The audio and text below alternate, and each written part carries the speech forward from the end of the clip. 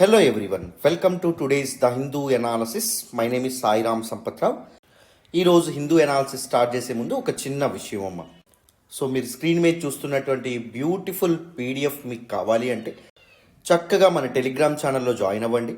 Telegram channel యొక్క link మన comment సెక్షన్లో ఫస్ట్ కామెంట్గా ఉంటుందమ్మా. ఓకేనా? రైట్. మరి ఈరోజు హిందూ అనాలిసిస్లో ఏ ఆర్టికల్స్ డిస్కస్ చేద్దామో ఒకసారి చూద్దాం. చూడండి నాన్న. సో ఫస్ట్ ఆర్టికల్ చూడండి. Operation Ganga brings back over 3,700 Indians. So operation Ganga అనే ఆపరేషన్ గురించి అండ్ దాంతోపాటు ఇండియా ఎప్పటి వరకు కండక్ట్ చేసినటువంటి అదర్ ఎవాక్యుయేషన్ ప్రోగ్రామ్స్ గురించి, ఆపరేషన్స్ గురించి, మిషన్స్ గురించి మనం ఇప్పుడు తెలుసుకుంటాం. Very very very very important. Next second చూడండి. Halt hostilities for evacuation, India urges Russia and Ukraine. So వివిధ దేశాల వాళ్ళు తమ ప్రాంతాలకు వెళ్ళేంత వరకు కాస్త వార్ ఏదైతే ఉంటుందో వారిని ఆపండి అనే విధంగా ఇండియా రెండు కంట్రీస్కి అడగడం అనేది జరిగింది, రష్యా యుక్రెయిన్కి. సో దాని గురించి కూడా మాట్లాడదాం. Russia seizes Europe's largest nuclear plant. Very important article రావడం అనేది జరిగింది, ఇది కూడా మాట్లాడదాం. India abstains again in UN vote. Very important article. Next, new గిన్బెర్రీ species discovered in Tamil Nadu. Very very important environment and ఎకాలజీకి సంబంధించినటువంటి ఆర్టికల్. Species in news. మనకి న్యూస్లో ఏ species వచ్చినా వాటి గురించి మనం తప్పకుండా నోట్ మేకింగ్ చేసుకోవాలి, తప్పకుండా వాటి మీద స్పెషల్ ఫోకస్ ఉంచాలి, ఎందుకంటే ప్రిలిమ్స్లో తప్పకుండా క్వశ్చన్స్ అడిగే అవకాశం ఉంటుంది. February services PMI signals muted growth.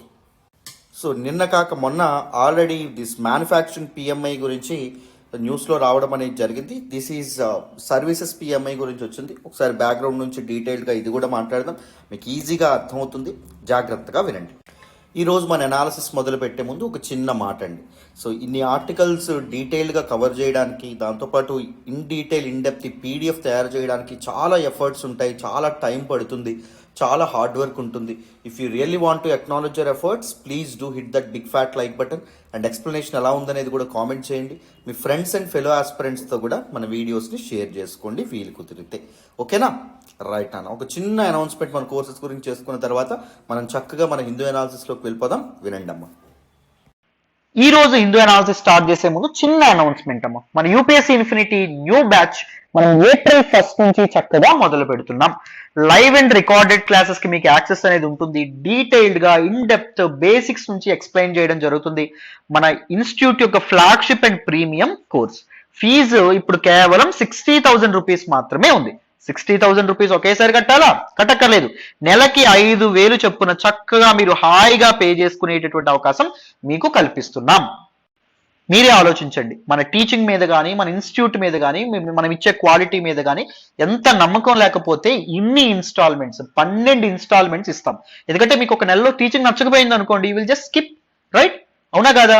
So ఇంత ధైర్యంగా చెప్పగలుగుతున్నాం, ఇన్స్టాల్మెంట్స్ ఇస్తున్నామంటే క్వాలిటీ అలా ఉంటుంది. పూర్తిగా నమ్మి చక్కగా జాయిన్ అవ్వండి. ఫీజు ఏప్రిల్ 1వ తారీఖు నుంచి 70,000 అవుతుంది. సో ఈ లోపే జాయిన్ అవ్వండి. ఆలస్యం అమృతం విషం అంటారు. ఆలస్యం చేస్తే అమృతం కూడా విషం అవుతుంది, అవునా కదా? సో చక్కగా జాయిన్ అవ్వండి. యూపీఎస్సీ ప్రిపరేషన్ చక్కగా స్టార్ట్ చేయండి. మీ జీవితాలనే మార్చేస్తుంది ఈ ప్రిపరేషన్. మళ్ళీ మళ్ళీ చెప్తున్నాను, లైఫ్ టైం వ్యాలిడిటీతో వస్తున్నటువంటి కోర్సు. మీరు హ్యాపీగా జాయిన్ అవ్వచ్చు. జాయిన్ అవ్వాలంటే 7893899553 ప్రత్యూష మేడం నెంబర్ కి ఫోన్ చేయండి అమ్మ.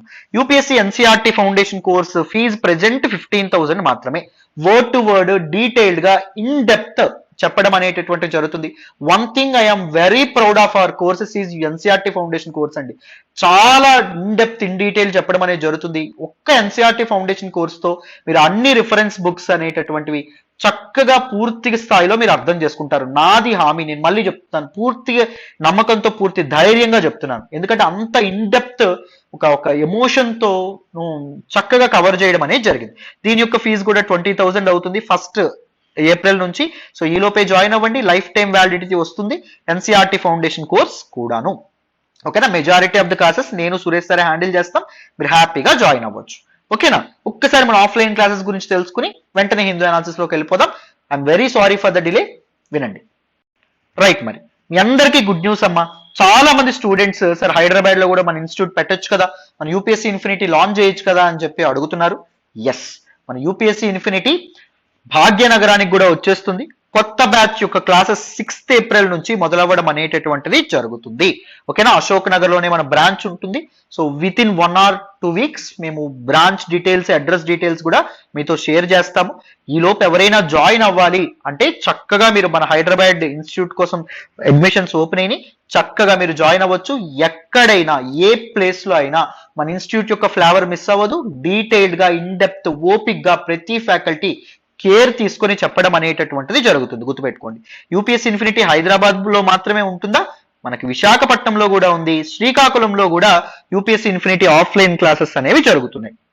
ఫీజు కేవలం 70,000 రూపాయలు మాత్రమే. 70,000 రూపాయలు కూడా ఒక్కసారి కట్టక్కర్లేదండి. మళ్ళీ చెప్తున్నాను, 5,000 per month, నెలకు 5,000 చొప్పున కూడా మీరు కట్టొచ్చు. ఫీ అనేటటువంటిది 1st ఏప్రిల్ నుంచి 80,000 అవ్వబోతుంది, 80,000 రూపాయలు అవ్వబోతుంది. సో ఈ లోపే చక్కగా జాయిన్ అయ్యేటటువంటి ప్రయత్నం చేయండి. అండ్ ఆఫ్లైన్ లో కూడా లైఫ్ టైం వ్యాలిడిటీ ఇవ్వడం అనేటటువంటి జరుగుతుంది. ఆలోచించండి, రైట్, ఎంత క్వాలిటీ అనేది ఇవ్వబోతున్నామో చక్కగా జాయిన్ అయ్యే ప్రయత్నం చేయండి. 7893899553 ప్రత్యూష మేడం నెంబర్ ఫోన్ చేయండి. లేకపోతే ltxclasses.com మన వెబ్సైట్ ని విజిట్ చేసి కూడా మన కోర్సెస్ లో మీరు జాయిన్ అవ్వచ్చు. ఓకేనా, మళ్ళీ చెప్తున్నాను, పూర్తి నమ్మకం పెట్టుకుని జాయిన్ అవ్వండి. ఈ నమ్మకం అయితే అసలు ఒమ్ము కాదు. ఓకేనా, మరి ఫస్ట్ ఆర్టికల్ డిస్కస్ చేద్దాం హిందూ అనాలిసిస్ లో. వినండి. ఈ రోజు హిందూ అనాలిసిస్లో మనం మాట్లాడుకునే మొదటి 2 ఆర్టికల్స్ చూడండి అమ్మా. Operation Ganga brings back over 3,700 Indians. Second, halt hostilities for evacuation, India urges Russia and Ukraine. Very important articles regarding GS paper 2 IR related articles. And దాంతోపాటు జిఎస్ పేపర్ 2 గవర్నెన్స్కి సంబంధించినటువంటి ఆర్టికల్స్ కూడా అమ్మ. చాలా ఇంపార్టెంట్ ఆర్టికల్. సో డీటెయిల్గా in depth ఈ టాపిక్స్ని discuss చేద్దాం. చాలా ఇంపార్టెంట్. సో బేసిక్స్ నుంచి మాట్లాడతాను, జాగ్రత్తగా వినండి. సో మీ అందరికీ తెలుసు, ఫిబ్రవరి 24, 2022 రష్యా యుక్రెయిన్ని ఇన్వేడ్ చేయడం అనేటటువంటిది జరిగింది.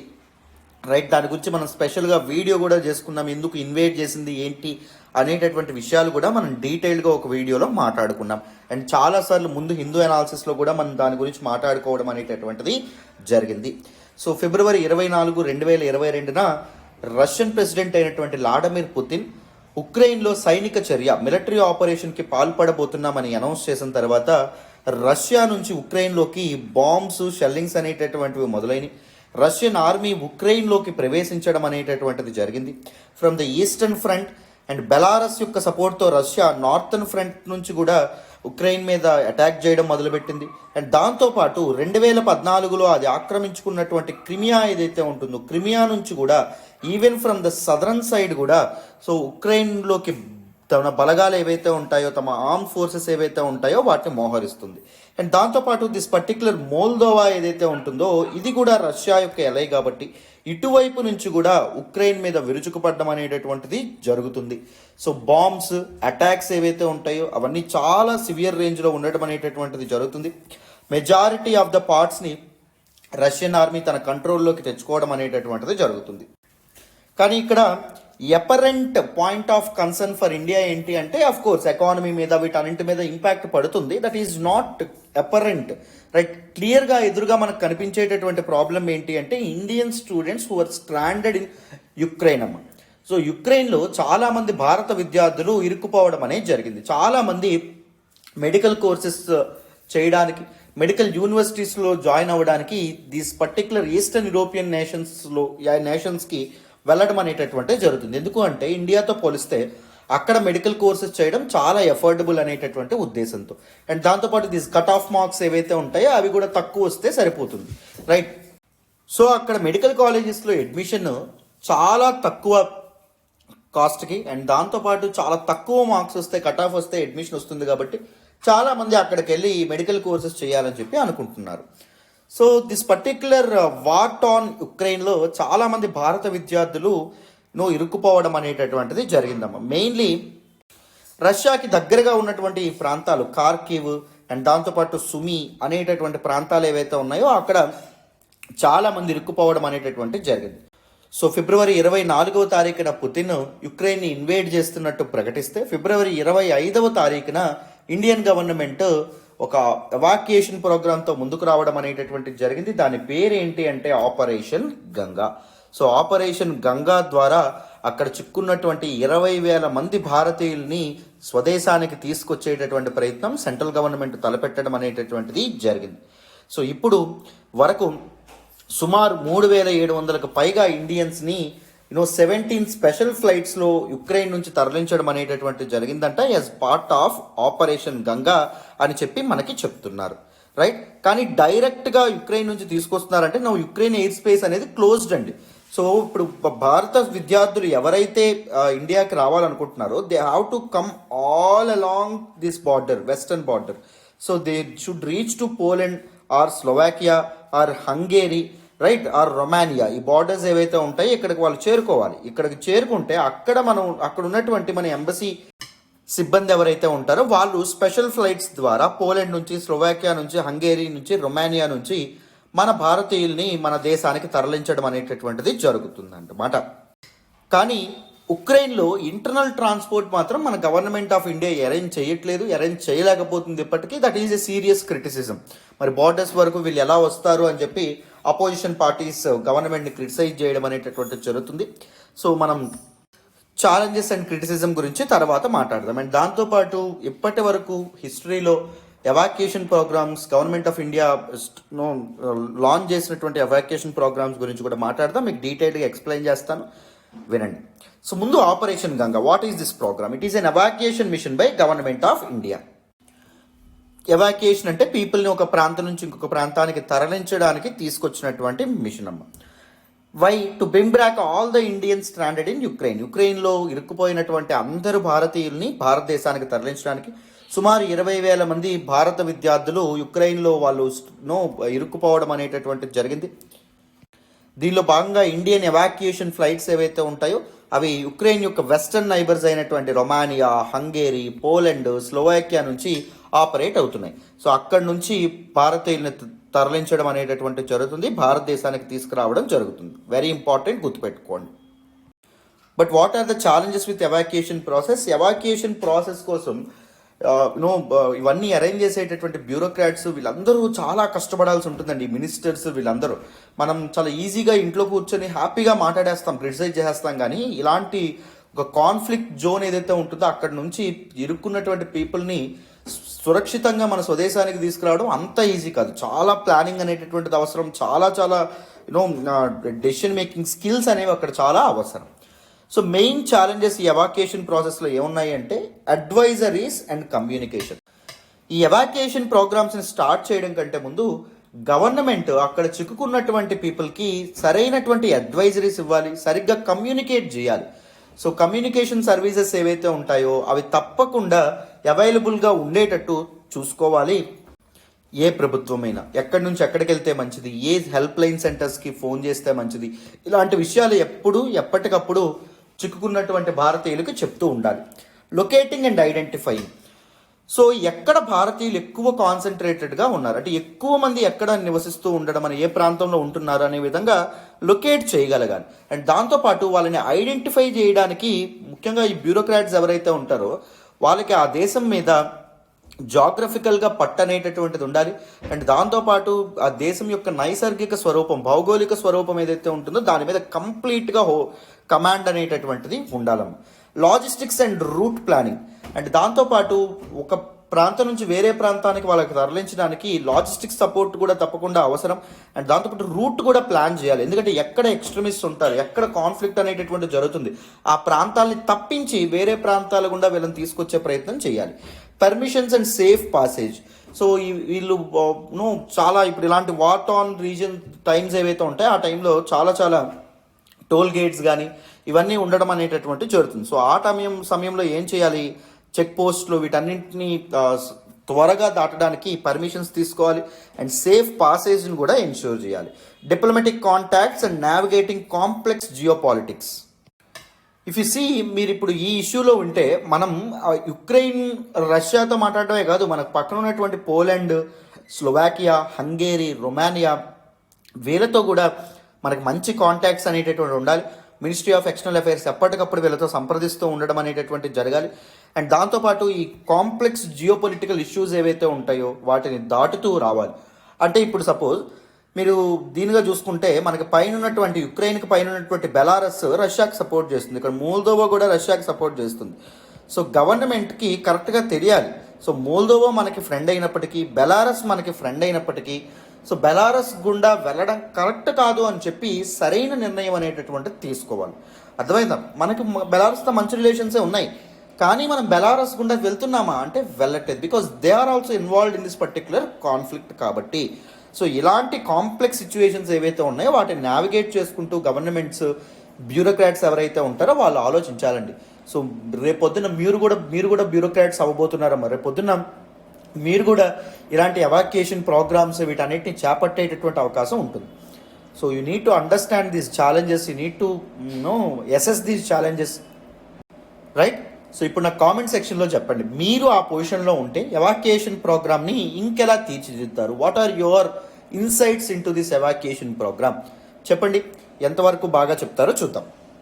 రైట్, మరి what is the criticism on this operation Ganga and how it is going on? So main criticism ఏంటి అంటే అపోజిషన్ పార్టీస్ అండ్ దాంతోపాటు దీస్ గవర్నమెంట్ డిసెంటర్స్ ఏం చెప్తున్నారు అంటే డిలేడ్ ఇష్యూయన్స్ ఆఫ్ అడ్వైజరీ సరైన సమయంలో ఇవ్వలేదు. సరిగ్గా 3 నెలల నుంచి రష్యా యుక్రెయిన్ని ఇన్వేడ్ చేస్తుంది అనేటటువంటి వార్తలు వస్తున్నప్పటికీ, అమెరికా, ఫ్రాన్స్ లాంటి వెస్టర్న్ కంట్రీస్ హెచ్చరిస్తున్నప్పటికీ ఇండియా అడ్వైజరీ మాత్రం ఇవ్వలేదు. ఇండియా అడ్వైజరీ ఎప్పుడు ఇచ్చింది? ఫిబ్రవరి 24వ తారీఖున పుతిన్ వార్ని డిక్లేర్ చేస్తే, అంటే మిలిటరీ ఆపరేషన్ని డిక్లేర్ చేస్తే ఫిబ్రవరి 25వ తారీఖున ఇవ్వడం అనేటటువంటి జరిగింది. సో అంతా అయిపోయాక ఈ డెసిషన్ తీసుకోవడం అనేటటువంటిది కరెక్ట్ కాదేమో. ముందే భారతీయ పౌరులకి అండ్ దాంతోపాటు ఈ స్టూడెంట్స్కి ముందే హెచ్చరికలు జారీ చేయాల్సి ఉంటే బాగుండేది అనే విధంగా చెప్తున్నారు. Not running enough help lines. And దాంతోపాటు ఈవెన్ 25th ఇచ్చినటువంటి అడ్వైజరీలో కొన్ని హెల్ప్ లైన్ నెంబర్స్ ఇచ్చారు. ఏమైనా ఆపదలో ఉంటే ఈ నెంబర్స్కి ఫోన్ చేయండి అని చెప్పి. ఆ నెంబర్స్ 4 or 5 ఇవ్వడం అనేటటువంటి జరిగింది. 20,000 మంది భారతీయులు చిక్కుకుంటే 4 or 5 ఇస్తే ఏం సరిపోదు కదా. సో ఎవరు ఫోన్ చేసినా ఈ ఫోన్స్ బిజీ వస్తూ ఉండడం అనేటటువంటిది జరిగేదమ్మ. సో అది కూడా ఒక ప్రాబ్లం అని చెప్తున్నారు. No anticipation of air space closure. So ముందే వార్ ఒకవేళ వస్తే ఎయిర్ స్పేస్ క్లోజ్ చేస్తారు అని చెప్పి ముందే గవర్నమెంట్స్ యాంటిసిపేట్ చేయాలి. పీపుల్ ఆలోచించలేకపోవచ్చు, కానీ ప్రభుత్వాలే యాంటిసిపేట్ చేయాలి. యాంటిసిపేట్ చేసి సో ముందుగానే యుక్రెయినియన్ ఎయిర్లైన్స్ నుంచి, యుక్రెయినియన్ ఎయిర్పోర్ట్స్ నుంచి ఇండియాకి డైరెక్ట్గా తరలించుంటే బాగుండేది. ఇప్పుడు అనవసరంగా ఈ బార్డర్స్ వరకు వచ్చేటటువంటి బాధ్యతను ఎవరి మీద వేస్తున్నారు? ఇండియన్ స్టూడెంట్స్ మీద వేస్తున్నారు. బస్సు ఉంటే బస్సు, లేకపోతే ట్రైన్ ఉంటే ట్రైన్, లేకపోతే ఎనీ మీడియం ఆఫ్ ట్రాన్స్పోర్ట్ లేదా కాలి నడక మీదైనా బార్డర్స్కి వచ్చేయండి, బార్డర్స్ నుంచి మేము తరలిస్తాము అని చెప్పి అంటున్నారు. వెరాజ్ టువర్డ్స్ ఈస్ట్ మనకి రష్యాకి దగ్గరగా ఉన్న వాళ్ళు కాలినడకను కానీ రాగలరా? యువతల వైపు ఎన్ని చెక్ పోస్టులు దాటుకుంటూ రావాలి? ఎంత ఇబ్బంది ఉంటుంది, ఎంత బాంబ్స్, షెల్లింగ్, ఎంత భయభ్రాంతులకు గురవుతూ ఉండడం అనేటటువంటి జరుగుతుంది. వాళ్ళు ఆలోచించారా? రైట్, గవర్నమెంట్ వీటన్నింటినీ పట్టించుకోలేదు అనే విధంగా చాలామంది క్రిటిసైజ్ చేయడం అనేది జరుగుతుంది. అయితే ఆపరేషన్ గంగా ఏదైతే ఉంటుందో దీనికోసం 4 మినిస్టర్స్ని డిప్లాయ్ చేయడం అనేటటువంటి జరిగిందమ్మా to oversee these evacuation efforts. Suppose Jyotiraditya Scindia రొమానియాకి, అండ్ దాంతోపాటు కైరన్ రిజూస్ స్లోవాక్ రిపబ్లిక్కి, Hardeep Puri Hungary, and general VK Singh Poland. So వీళ్ళని డిప్లాయ్ చేయడం అనేటటువంటి జరిగింది. ఆ ప్రాసెస్ అంతా చూడడానికి, ఎవాక్యుయేషన్ ప్రోగ్రామ్ ఏదైతే ఉంటుందో ఆ ప్రాసెస్ అంతా ఓవర్సీ చేయడానికి. సివిలియన్ ఎయిర్లైన్స్ చూడండి, ఎయిర్ ఇండియా అండ్ దాంతోపాటు air Indian express, spice jet, IndiGo, ఇవి కూడా ఎవాక్యుయేషన్ ఫ్లైట్స్ ఏవైతే ఉంటాయో వాటిని రన్ చేయడం అనేటటువంటి జరుగుతుంది. అండ్ దాంతోపాటు ఇండియన్ ఎయిర్ ఫోర్స్ కూడా తన యొక్క ఫ్లీట్ని డిప్లాయ్ చేయడం అనేది జరిగింది. ఇండియన్ ఎయిర్ ఫోర్స్ యొక్క C-17 గ్లోబ్ మాస్టర్ ఏదైతే ఉంటుందో ఇది చాలా చాలా ఉపయోగపడేటటువంటి ఒక ఎయిర్ క్రాఫ్ట్ అమ్మ. సో ఎక్కువ మొత్తంలో అంటే 200, 300 మంది, 500 మంది కూడా పీపుల్ ఎవరైతే ఉంటారో వాళ్ళని ఒకేసారి తరలించడానికి ఈ గ్లోబ్ మాస్టర్ ఏదైతే ఉంటుందో దీన్ని వాడడం అనేటటువంటి జరుగుతుంది. అండ్ 3 more గ్లోబ్ మాస్టర్స్ కూడా, ఎయిర్ క్రాఫ్ట్స్ కూడా పోలాండ్, హంగేరీ, రొమానియాని విజిట్ చేయబోతున్నాయి. ఎందుకు? అక్కడ ఇరుక్కున్నటువంటి భారతీయుల్ని క్షేమంగా స్వదేశానికి తీసుకొచ్చేందుకు. రైట్, అండ్ దాంతోపాటు మినిస్ట్రీ ఆఫ్ ఎక్స్టర్నల్ అఫైర్స్ ఆప్ గంగా అనేటటువంటి ట్విట్టర్ హ్యాండిల్ ఏదైతే ఉంటుందో దీన్ని కూడా తీసుకురావడం అనేటటువంటి జరిగింది. ఆపదలో ఉన్నటువంటి వాళ్ళు ఈ ట్విట్టర్ హ్యాండిల్ని ఉపయోగించి సో వాళ్ళు ట్వీట్ పెట్టొచ్చు. So that ministry of external affairs will react to it very quickly. ఓకేనా? రైట్ నాన్న. మరి ఇప్పుడు గవర్నమెంట్ ఆఫ్ ఇండియా ప్రీవియస్ ఇయర్స్లో చేసినటువంటి ఎవాక్యుయేషన్ ప్రోగ్రామ్స్ ఏవైతే ఉంటాయో వాటిని మనం మాట్లాడుకుందాం. గతంలో మన ఇండియా చేసినటువంటి ఎవాక్యుయేషన్ ప్రోగ్రామ్స్ ప్రిలిమ్స్ మీకు చాలా ఇంపార్టెంట్, చాలా డీటెయిల్డ్గా ఎక్స్ప్లెయిన్ చేస్తాను, వినండి. So previous evacuation carried out by India. మొదటిది ఏంటి అంటే 1990లోని కువైట్ ఎయిర్ లిఫ్ట్. సో మీ అందరికీ తెలుసనే అనుకుంటున్నాను, ఇరాక్ని అప్పుడు పరిపాలించినటువంటి సద్దాం హుస్సేన్ ఎవరైతే ఉన్నారో ఆయన ఈ చిన్న ప్రాంతం కువైట్ ఏదైతే ఉంటుందో కువైట్ని ఇన్వేడ్ చేయడం అనేది జరిగింది. ఇది పెర్షియన్ గల్ఫ్కి యాక్సెస్ ఇరాక్కి చాలా తక్కువ ఉంటుంది. ఆ ఇరాక్కి తక్కువ యాక్సెస్ ఉంటుందని చెప్పి కువైట్ని ఆక్రమిస్తే నాకు ఎక్కువ యాక్సెస్ వస్తుంది అని చెప్పి ఏం చేయడం అనేటటువంటి జరుగుతుంది, సద్దాం హుస్సేన్ కువైట్ని ఇన్వేడ్ చేయడం అనేది జరిగిందమ్మ. మరి పెర్షియన్ గల్ఫ్ని ఆనుకుని ఉన్నటువంటి కంట్రీస్ ఏంటో కామెంట్ బాక్స్లో తెలియజేయండి. ఇలాంటి ప్రిలిమ్స్కి చాలా చాలా ఇంపార్టెంట్, ఎంతవరకు కరెక్ట్గా చెప్తారో చూద్దాం. సో సద్దాం హుస్సేన్ కువైట్ని ఇన్వేడ్ చేసిన తర్వాత కువైట్ చేతులు ఎత్తేయడం అనేటటువంటి జరుగుతుంది, సద్దాం హుస్సేన్కి లొంగిపోవడం అనేది జరుగుతుంది. కువైట్ని లిబరేట్ చేసేటటువంటి ప్రయత్నంలో America, United states of America and దాంతోపాటు వెస్టర్న్ కంట్రీస్ ఈ కాన్ఫ్లిక్ట్లో వాళ్ళు ఇన్వాల్వ్ అవ్వాలని చెప్పి అనుకుంటూ ఉంటాయండి. ఇన్వాల్వ్ అవుతాము అని హెచ్చరిస్తూ ఉండడం అనేటటువంటి జరుగుతుంది. ఏ సమయంలో అయినా US and western countries Iraq మీద బాంబుల వర్షం కురిపించేటటువంటి అవకాశం ఉండొచ్చు. ఆ సమయంలో ఇండియా కువైట్ ఎయిర్ లిఫ్ట్ ఏదైతే ఉంటుందో దీన్ని లాంచ్ చేయడం అనేటటువంటిది జరిగింది నాన్న. Of course US and western countries కువైట్కి ఏదో మంచి చేద్దామని కాదు, అక్కడ ఉండేటటువంటి ఆయిల్ రిజర్వ్స్ ఏవైతే ఉన్నాయో వాటి కోసం వాళ్ళ యొక్క ప్లాన్, కువైట్ వాళ్ళకి ఆయిల్ ఇస్తుంది అని చెప్పి వాళ్ళు ఏం చేయడం అనేటటువంటి జరిగింది, ఈ విధంగా ఆలోచించడం అనేది జరిగింది. సో ఈ పర్టిక్యులర్ కాన్ఫ్లిక్ట్ జోన్లో 1 lakh ప్లస్ ఇండియన్స్ ఇరుక్కుపోవడం అనేటటువంటి జరిగింది. Air India and other civilian air crafts ఏవైతే ఉంటాయో వాటిని గవర్నమెంట్ ఆఫ్ ఇండియా డిప్లాయ్ చేసింది. అరౌండ్ 1.7 lakh ఇండియన్స్ని ఎయిర్ లిఫ్ట్ చేయడం అనేటటువంటి జరిగింది కువైట్ ప్రాంతాల నుంచి. ముఖ్యంగా ఈ గల్ఫ్ కంట్రీస్కి చాలామంది ఈ ఆయిల్ ప్లాంట్స్లోను వీటిలోను వర్క్ చేయడానికి చాలామంది వెళ్తారు కదా, సో వాళ్ళందరినీ తీసుకురావడం అనేది జరిగింది. It's the single largest evacuation of modern టైమ్స్లో ఇంత మొత్తంలో మా ప్రజల్ని తీసుకురావడం ఏదైతే ఉంటుందో, తరలించడం ఏదైతే ఉంటుందో కువైట్ నుంచి ఇండియాకి, అది one of the very important and significant evacuation programme అని చెప్పి మనం చెప్పుకోవచ్చు. రైట్, నెక్స్ట్ చూడండి. నెక్స్ట్ వచ్చేసి సియరా లియోన్ 2000. సియరా లియోన్ అనేటటువంటిది ఎక్కడుంది అంటే this is at the western coast of Africa యొక్క వెస్టర్న్ కోస్ట్లో ఇది ఉండడం అనేటటువంటిది జరిగింది, చాలా ఇంపార్టెంట్. అండ్ ఈ పర్టికులర్ సియరా లియోన్లో సివిల్ వార్ అనేటటువంటి జరగడం అనేది జరిగింది. 10 సంవత్సరాల పాటు సివిల్ వార్ అనేది జరిగింది. యునైటెడ్ నేషన్స్ ఈ సివిల్ వార్ యొక్క అడ్వర్సరీస్ ఏవైతే ఉంటాయో వాటిని కంట్రోల్ చేయడానికి ఒక పీస్ కీపింగ్ మిషన్ని స్టార్ట్ చేసింది.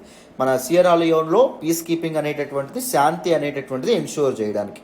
దీనిలో ఇండియన్స్ కూడా ఈ యుఎన్ పీస్ కీపింగ్ ఫోర్సెస్ ఏవైతే పంపించిందో యునైటెడ్ నేషన్స్, దానిలో లార్జెస్ట్ కంటెంజెంట్ మన ఇండియన్ సోల్జర్సే ఉండడం అనేది జరిగింది. ఎక్కువ శాతం మన ఇండియన్ సోల్జర్సే ఉన్నారు.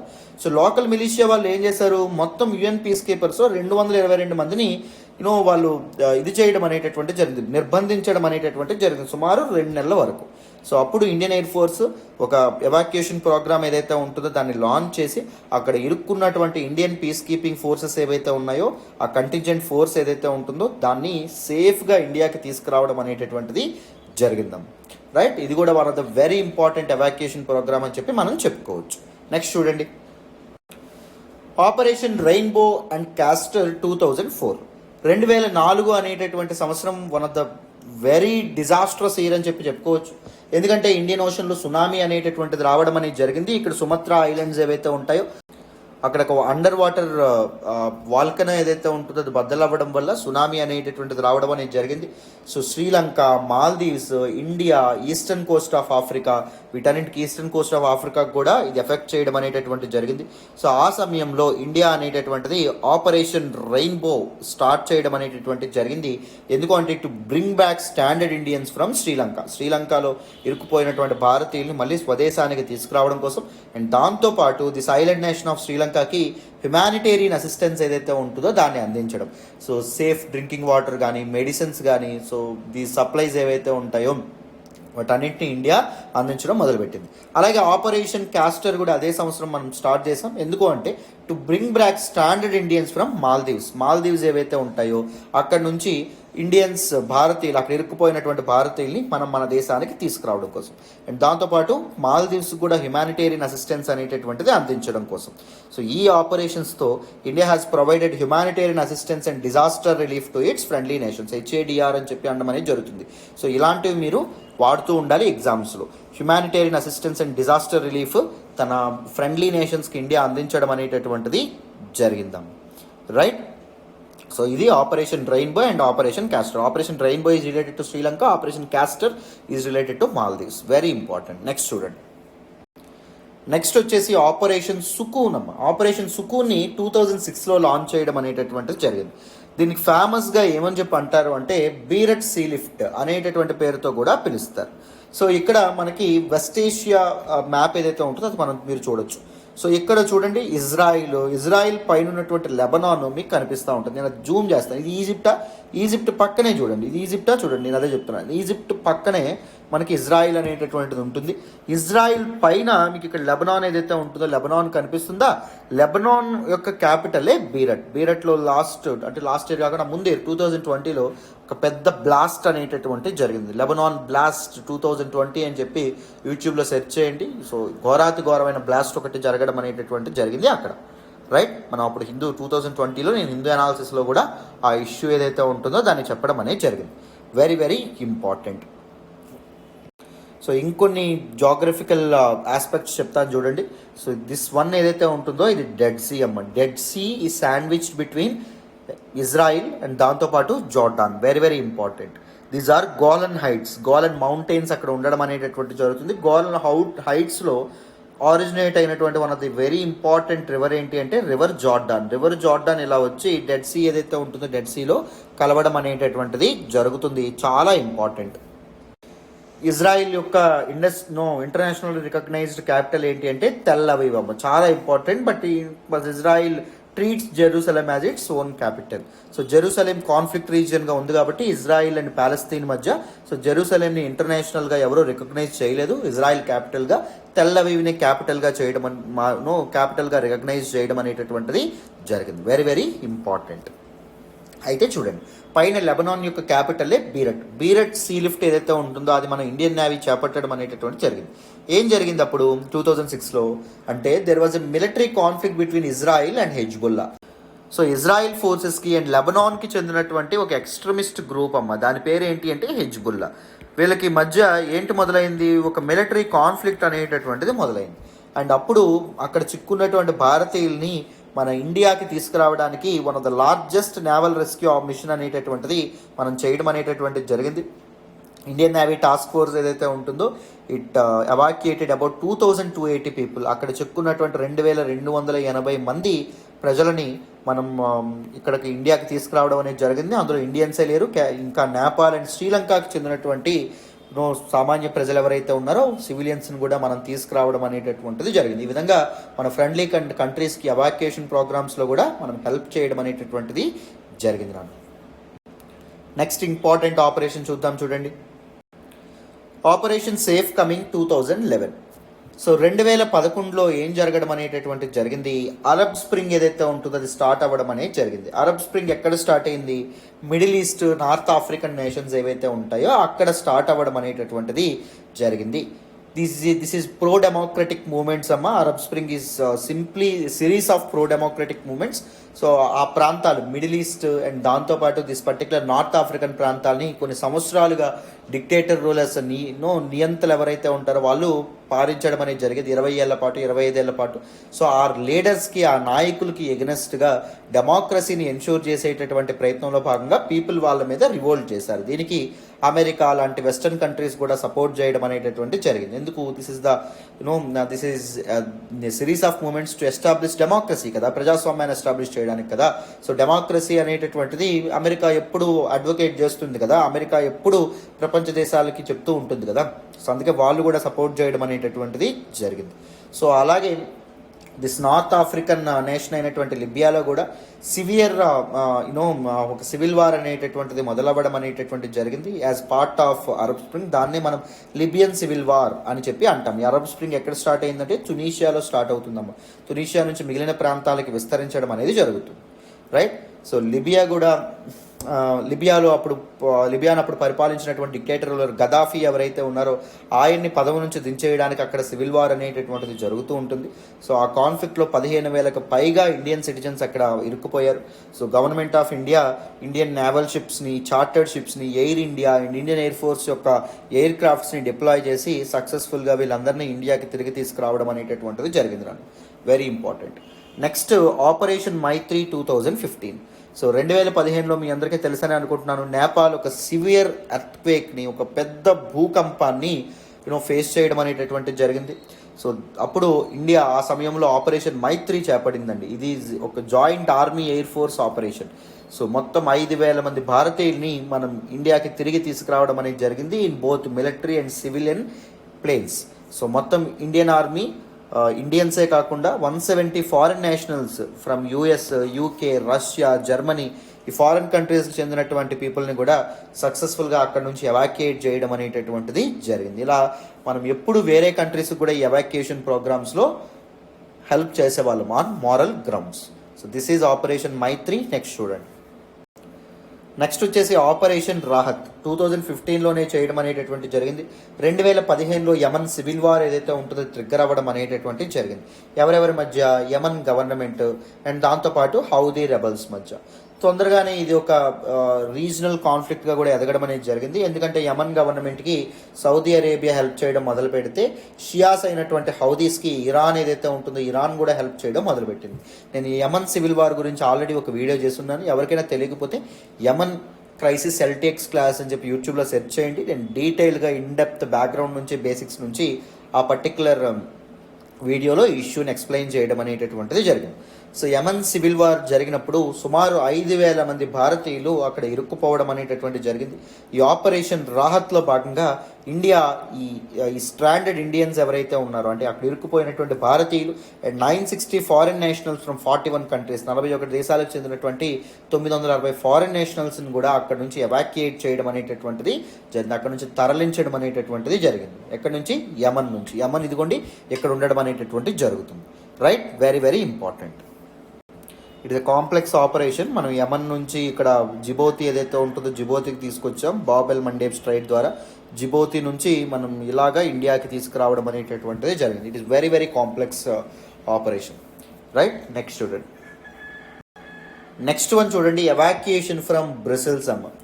సో మార్చ్ 2016లో టెర్రరిస్టులు, ఉగ్రవాదులు బెల్జియంలో ఉన్నటువంటి ఎయిర్పోర్ట్స్ అండ్ దాంతోపాటు మెట్రో రైల్వే స్టేషన్స్ ఏవైతే ఉన్నాయో వాటి మీద సివియర్ సిరీస్ ఆఫ్ అటాక్స్ చేయడం అనేటటువంటిది జరిగింది.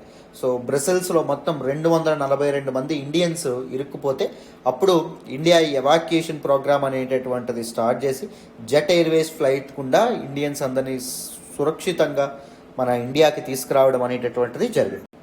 Next operation Sankat Mochan 2016. South సూడాన్లో సివిల్ వార్ అనేటటువంటిది జరిగినటువంటి సమయంలో 2016లో అక్కడ సుమారు 600 మంది భారతీయులు ఇరుక్కుపోవడం అనేటటువంటిది జరిగింది. So Indian air force C-17 globe master air crafts ఏవైతే ఉంటాయో అవి రెండింటిని డిప్లాయ్ చేసి ఎవాక్యుయేట్ చేయడం అనేది జరిగింది అక్కడ నుంచి భారతీయుల్ని. సో ఇవన్నీ చాలా ఇంపార్టెంట్ అండి. ప్రిలిమ్స్లో మీకు క్వశ్చన్స్ వచ్చేటువంటి అవకాశం ఉంటుంది అండ్ మెయిన్స్లో ఎవాక్యుయేషన్ ప్రోగ్రామ్స్ గురించి క్వశ్చన్స్ వస్తే you need to code these examples మీరు తప్పకుండా రాయాల్సి ఉంటుంది. Wuhan evacuation of 2020. మీకు 2020లో COVID-19 బ్రేక్అవుట్ అవ్వడం అనేటటువంటి జరిగింది. COVID-19 కేసెస్ పెరుగుతుండడం అనేటటువంటి జరిగింది ఎక్కడ? వుహాన్ ప్రావిన్స్లో. సో ఇండియన్ ఎయిర్ ఫోర్స్ మొత్తం 723 భారతీయుల్ని అండ్ దాంతోపాటు 43 ఫారిన్ నేషనల్స్ని కూడా వుహాన్ నుంచి ఇండియాకి తీసుకురావడం అనేది జరిగింది along with our embassy staff. Wuhan ఇదిగోండి చైనాలోని ఇక్కడ ఉండడం అనేటటువంటి జరుగుతుంది. Very very important. So foreigners ఎవరైతే ఉన్నారో ఈ 43 foreigners are from countries like Bangladesh, Myanmar, Maldives, South Africa, Madagascar and the US. So చిన్న కంట్రీస్ ఏవైతే ఉంటాయో అవి ఎవాక్యుయేషన్ ప్రోగ్రామ్ చేయలేవు కాబట్టి సో US వాళ్ళు ఒక ఇద్దరు ముగ్గురు ఉంటే ఇద్దరు ముగ్గురు కోసం US అనేది చేయలేదు కాబట్టి US was relied on our India మీద రిలై అవ్వడం అనేటటువంటిది జరిగింది. అర్థమైందా? So this is Wuhan evacuation of 2020. Next operation Samudra Setu. So Covid అనేటటువంటిది లాక్డౌన్స్ని ఇండ్యూస్ చేయడం వల్ల, కోవిడ్-19 వల్ల చాలా కంట్రీస్ లాక్డౌన్స్ అనేటటువంటి ఇంపోజ్ చేసినాయి. సో మనకి వేరే కంట్రీస్లో లాక్డౌన్స్ కారణంగా ఇరుక్కుపోయినటువంటి భారతీయుల్ని మన ఇండియాకి తీసుకురావడానికి this operation Samudra Setu government of India launch చేసింది మే 2020లో. ఎందుకు? To రీపాట్రియేట్ Indian citizens from overseas. వేరే దేశాల్లో చిక్కున్నటువంటి మన భారతీయుల్ని ఇండియాకి తీసుకురావడానికి Indian navy nearly 4,000 ఇండియన్స్ని Maldives, Sri Lanka and Iran నుంచి ఇండియాకి తీసుకురావడం అనేటటువంటిది జరిగిందాం. Very very important operation Samudra Setu. Next చూడండి, Vande Bharat machine 2020-21. So this is currently largest civilian evacuation programme ever executed by any country అండి. ఎందుకంటే మొత్తం 60 లక్షల మంది భారతీయ పౌరుల్ని 15 ఫేజెస్గా 15 దశల వారీగా మనం భారతదేశానికి తరలించడం అనేటటువంటిది జరిగింది. మల్టిపుల్ కంట్రీస్లో కోవిడ్-19 ద్వారా చిక్కుకున్నటువంటి భారతీయులు ఎవరైతే ఉంటారో వాళ్ళందరినీ మన దేశానికి మనం తరలించాం. మొత్తం దీనికోసం 30,000 ఫ్లైట్స్ అనేటటువంటివి తీసుకోవడం అనేటటువంటిది జరిగింది. సో ఉపయోగించడం అనేది జరిగింది. అండ్ సివిలియన్ ఎయిర్లైన్స్ ఏవైతే ఉంటాయి, సివిలియన్ ఎయిర్లైన్స్ సంబంధించినటువంటి ఫ్లైట్స్ని కూడా మనం వాడడం అనేది జరిగింది. Very very important. Operation Samudra Setu 2.0 చూడండి అమ్మా. కోవిడ్-19 సెకండ్ వేవ్ సమయంలో, అంటే డెల్టా వేవ్ సమయంలో ఆక్సిజన్ సిలిండర్స్కి మన ఇండియాలో షార్టేజ్ అనేటటువంటిది ఏర్పడడం వల్ల చాలామంది ప్రాణాలు కోల్పోయారు, మీ అందరికీ తెలుసు. సో అందుకే మన ఫ్రెండ్లీ నేషన్స్ నుంచి ఆక్సిజన్ సిలిండర్స్ ఏవైతే ఉంటాయో వాటిని తీసుకురావడం కోసం ఆపరేషన్ సముద్ర సేతు 2.0 మనం లాంచ్ చేయడం అనేది జరిగింది. ముఖ్యంగా పెర్షియన్ గల్ఫ్ కంట్రీస్ అయినటువంటి Kuwait, Bahrain, Qatar, Oman, UAE వీటన్నిటి నుంచి మనం ఆక్సిజన్ సిలిండర్స్ ఏవైతే ఉంటాయో వాటిని తీసుకురావడానికి so operation Samudra Setu 2.0 launch చేసాం. ఎవరి యొక్క హెల్ప్తో? ఇండియన్ నేవీ యొక్క సహాయంతో. నెక్స్ట్ చూడండి, very recent operation, that is operation Devi Shakti 2021. Very important. August 15, 2021 భారతదేశం ఇండిపెండెన్స్ డే సెలబ్రేట్ చేసుకుంటుంది. ఆ రోజున ఆఫ్ఘనిస్తాన్ తాలిబన్లు ఆక్రమించడం అనేటటువంటిది జరిగింది. సో ఈ తాలిబన్లు ఆక్రమించిన తర్వాత ఆఫ్ఘనిస్తాన్లో 800కు పైగా భారతీయులు అక్కడ చిక్కున్నారు. అండ్ ఫ్యూ నేపాలీస్ పీపుల్ ఎవరైతే ఉన్నారో వాళ్ళు కూడా అక్కడ చిక్కుకోవడం అనేటటువంటిది జరిగిందండి. ఆ సమయంలో Indian air force C-17 Globemaster and దాంతోపాటు C-130J సూపర్ హెర్క్యూల్స్ అనేటటువంటి ఎయిర్ క్రాఫ్ట్స్ ఏవైతే ఉంటాయో వాటిని డిప్లాయ్ చేసి అక్కడ నుంచి భారతీయుల్ని మన ఇండియాకి తరలించడం అనేటటువంటిది జరిగింది. అండ్ దాంతోపాటు కొంతమంది ఆఫ్ఘన్ నేషనల్స్ని కూడా మనం ఈ ప్రాసెస్లో రెస్క్యూ చేయడం అనేటటువంటిది జరిగిందమ్మ. Very very important. ఇదిగోండి, దిస్ ఈజ్ ఆఫ్ఘనిస్తాన్తో బౌండరీ షేర్ చేస్తున్నటువంటి కంట్రీస్ కూడా గుర్తుపెట్టుకోవాలి, చాలా చాలా ఇంపార్టెంట్. ఆఫ్ఘనిస్తాన్తో బౌండరీ షేర్ చేస్తున్నటువంటి కంట్రీస్ చూడండి, చైనా షేర్ చేస్తుంది, Tajikistan, Uzbekistan, Turkmenistan, Iran, Pakistan and దాంతోపాటు ఇండియా. టెక్నికల్లీ ఎస్, కానీ practically no. Very very important. ఎందుకు అంటే దిస్ రీజన్ ఏదైతే ఉంటుందో ఇది పాకిస్తాన్ ఆక్యుపైడ్ కాశ్మీర్గా ఉంది. It was under Pakistan's administration. So India claims that we share border with Afghanistan, but కానీ అది మన అడ్మినిస్ట్రేషన్లో లేదు కాబట్టి ఆఫ్ఘనిస్తాన్కి మనకి యాక్సెస్ అయితే లేదు. ఆ విధంగా క్లారిటీ వచ్చిందని అనుకుంటున్నాను. వెరీ వెరీ వెరీ ఇంపార్టెంట్ అండి. దీస్ ఆల్ ఆస్పెక్ట్స్ ఏవైతే ఉన్నాయి ఇవన్నీ, ఓకేనా? అండ్ దీస్ ఆల్ ఆపరేషన్స్, గతంలో మనం చేసినటువంటి ఆపరేషన్స్ కూడా మీరు చాలా జాగ్రత్తగా గుర్తుపెట్టుకోవాలి. అందుకే అన్నింటినీ కవర్ చేశాను, ఈ ఒక్కటి మిస్ చేయకుండా, ఓకేనా? రైట్. అయితే ఇప్పుడు మనం ఏం తెలుసుకుందాము అంటే, కొంతమంది వాదిస్తూ ఉంటారు, దీస్ పీపుల్ ఎవరైతే ఉన్నారో మన దేశం కాదని చెప్పి వేరే దేశాలకు వెళ్ళి అక్కడ ఉద్యోగాలు చేస్తున్నారు, వేరే దేశాలకు వెళ్ళి అక్కడ చదువుకుంటున్నారు. సో అలాంటి వాళ్ళని మన ఇండియన్ ట్యాక్స్ పేయర్స్ మనీతో మనం ఎందుకు ఇక్కడ తీసుకురావాలి? గవర్నమెంట్ ఎంత ఖర్చు పెట్టి వాళ్ళందరినీ భారతదేశానికి ఎందుకు తీసుకురావాలి? అసలు అవసరం ఏముంటుంది? మళ్ళీ దాంతోపాటు అక్కడికి వెళ్ళడానికి వాళ్ళ దగ్గర డబ్బులు ఉన్నాయి కదా, సో మరి ఆ డబ్బులు government of India flight charges కింద ఎందుకు పే చేయనంటున్నారు? గవర్నమెంట్ మీద ఎందుకు ఆ భారం కూడా వదిలేస్తున్నారు అని చెప్పి కొంతమంది వాదిస్తూ ఉంటారు. నేను కొంతమందిని చూస్తాను కూడా ఇలాగా. సో మరి వాళ్ళని ఎందుకు ఇంత ఖర్చు పెట్టి ప్రయాసలు పడి ఇండియా ఇక్కడికి తీసుకొస్తుంది? ఈ ఆస్పెక్ట్స్ కూడా మనం తెలుసుకోవాలి, చాలా చాలా ఇంపార్టెంట్. వినండి. So what is the need of these evacuation operations? ఊరికే ఒత్తి పుణ్యాన గవర్నమెంట్స్ ఇంత ఖర్చు పెట్టి తీసుకురావండి, వాళ్ళని సంరక్షించే ప్రయత్నం చేయవు. దీస్ ఇండియన్ డయాస్పొరా ఎవరైతే ఉన్నారో, వేరే దేశాలకు వెళ్ళి ఉద్యోగాలు చేసేవాళ్ళు, వేరే దేశాలకు వెళ్ళి కూలి పనులు చేసేవాళ్ళు, వేరే దేశాలకు వెళ్ళి చదువుకునేవాళ్ళు, వేరే దేశాల్లో స్థిరపడినటువంటి వాళ్ళు, they act as cultural ambassadors. Cultural అంబాసిడర్స్గా వాళ్ళు యాక్ట్ చేయడం అనేది జరుగుతుంది. అంటే మన కల్చర్ని వేరే దేశాల్లో వాళ్ళు చూపించడం అనేటటువంటిది జరుగుతుంది. మన కల్చర్ యొక్క, మన సంస్కృతి యొక్క గొప్పదనాన్ని వాళ్ళు వేరే ప్రాంతాలకి తెలియజెప్పడం అనేటటువంటిది జరుగుతుంది. And they also pave the way for cultural diffusion. Cultural diffusion అని చెప్పి అనడం అనేది జరుగుతుంది. డిఫ్యూజన్ అంటే విస్తరణ. మన కల్చర్ ఏదైతే ఉంటుందో, మన సంస్కృతి యొక్క ట్రైట్స్ వేరే కంట్రీస్కి డిఫ్యూజ్ అవ్వడానికి, విస్తరించడానికి కూడా ఉపయోగపడడం అనేది జరుగుతుంది. సపోజ్ మీరు అమెరికా నుంచి కూడా ఈ సద్గురు యొక్క స్పీచెస్ వాటికి దీస్ అమెరికా నుంచి కూడా పీపుల్ వస్తారు. ఎందుకు వస్తారు? These Indian డయాస్పొరా the acted as cultural ambassadors. కాబట్టి మన కల్చర్ని ఆ ప్రాంతాలకు వాళ్ళు తరలించారు. కాబట్టి అమెరికాలో కూడా ఇండియన్ రెస్టారెంట్స్ ఇవన్నీ రావడం అనేది not only in America, in any country, even అంటార్కిటికాలో కూడా ఇండియన్ రెస్టారెంట్స్ మనకు కనిపిస్తూ ఉంటాయి. సో ఎందుకు? Because these people act as cultural ambassadors. కాబట్టి very very important. They are helpful to project soft power influence. నేను ఆల్రెడీ నిన్నటి సెషన్లో చెప్పాను what is hard power and what is soft power అని. ఇవి చాలా చాలా ఇంపార్టెంట్ ఇంటర్నేషనల్ రిలేషన్స్లో, right? So soft power, hard power అంటే ఏంటి? మిలిటరీ మైట్ అండ్ దాంతోపాటు మన ఎకనామిక్ శాంక్షన్స్, వీటి ద్వారా మనం భయపెట్టి విత్ ఫోర్స్ మన ఇంట్రెస్ట్ని మనం తెచ్చుకుందాం అనుకోండి, వేరే కంట్రీస్ మనం చెప్పినట్టు వినేటట్టు చేసుకుందాం అనుకోండి, దాన్ని హార్డ్ పవర్ అంటాం. సాఫ్ట్ పవర్ అంటే ఏంటి? With పెర్సుయేషన్, with dialogue, with attraction. వాళ్ళని అట్రాక్ట్ చేసి, వాళ్ళకి నచ్చజెప్పి, వాళ్ళకి ఒప్పించి చేస్తే దాన్ని మనం సాఫ్ట్ పవర్ అని చెప్పడం అనేది జరుగుతుంది. వేరే కంట్రీ మీద మన సాఫ్ట్ పవర్ ఇన్ఫ్యూజ్ చేయడానికి culture very important role play చేయడం అనేటటువంటిది జరుగుతుందాం, రైట్? మన సినిమా, కల్చర్, క్రికెట్, మన ఫెయిత్, ఇవన్నీ ఇంపార్టెంట్ రోల్ ప్లే చేస్తాయి. సో మన కల్చర్ని ఆ ప్రాంతాలకు తీసుకెళ్ళినటువంటి వాళ్ళు ఎవరు? దీస్ పీపుల్ కదా, ఇండియన్ డయాస్పొరా కదా. సో అందుకు ఆ దేశాల మీద మన కంట్రీ యొక్క సాఫ్ట్ పవర్ ఇన్ఫ్లుయెన్స్ అనేటటువంటిది, మన కంట్రీ సాఫ్ట్గా ఇన్ఫ్లుయెన్స్ చేయడంలో, మన ఇంట్రెస్ట్కి తగినట్టుగా అవతల కంట్రీ బిహేవ్ చేయడంలో మనకు ఆ లివరేజ్ అనేటటువంటిది ఉంటుంది. వీళ్ళు మనకు అలా హెల్ప్ చేస్తారు. Safety and well being of their own nationals, moral and humanitarian obligation on any government అమ్మ. సో వాళ్ళ సొంత ప్రజలు ఎవరైతే ఉంటారో వాళ్ళని సేఫ్గా ఉండేటట్టు చూసుకోవడం, వాళ్ళ యొక్క సంక్షేమం అనేటటువంటిది it is a moral obligation. So morally there are Indians, మన వాళ్ళు, మన అన్నదమ్ములు, మన అక్కచెల్లెలు, వాళ్ళని మనం కాపాడుకోవడం మారల్లీ అండ్ ఎథికల్లీ కరెక్ట్. అవునా కదా? వాళ్ళని ఎలా వదిలేస్తాం అలాగా?